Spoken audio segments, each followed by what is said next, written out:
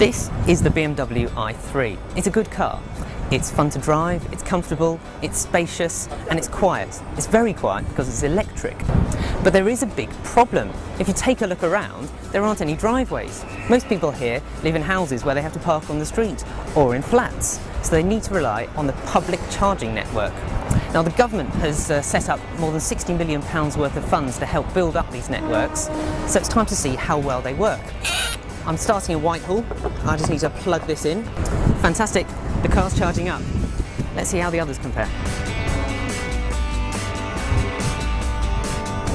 I'm right at the east edge of London, just before it turns into Essex. It's the sort of place where you might pay £6 a day to park your car here while you go to work on the tube and it charges up. Now, I've got my Source London membership card, which costs £10. There's a charging point right behind me. Let's see how it works. Now, there's supposed to be a blue light to show that the vehicle's charging okay, and it's flashing red. I did try one more time to charge the car up, and it seems to be working, albeit very, very slowly. It's telling me that the car isn't going to be fully charged until 3:45 in the morning. That's 19 hours time. I'm now at Westfield Stratford, right next to the Olympic Park. And if the Pipes music wasn't bad enough, then how about this? None of the charging stations seem to work. It's flashing red now, which shows the one I'm plugged into isn't working at all. Let's have a look at the other ones. And we'll plug it in, and the car is flashing red again. This one hasn't worked either. It's time to move on. I'm right in the middle of London now, in the city.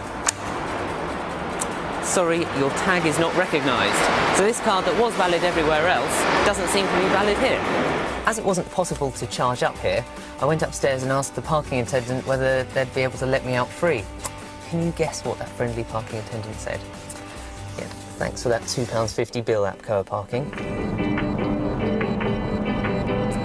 Now, this BMW might be an electric car, but it has also got a petrol engine. Okay, it looks like the engine is cutting power. I'm actually losing power. I've got my foot to the floor and I can't go faster than 66 miles an hour, 65 miles an hour now. This is why charging stations are important, even for this sort of car, because to use it properly you need to run on electricity. Well, we made it to Bristol, but can we get a charge for the journey home? There's an app you can download called Charge Your Car, which will allow me to charge up just with a press of the button. In theory, all I need to do is press Start Charge, but charging is in progress.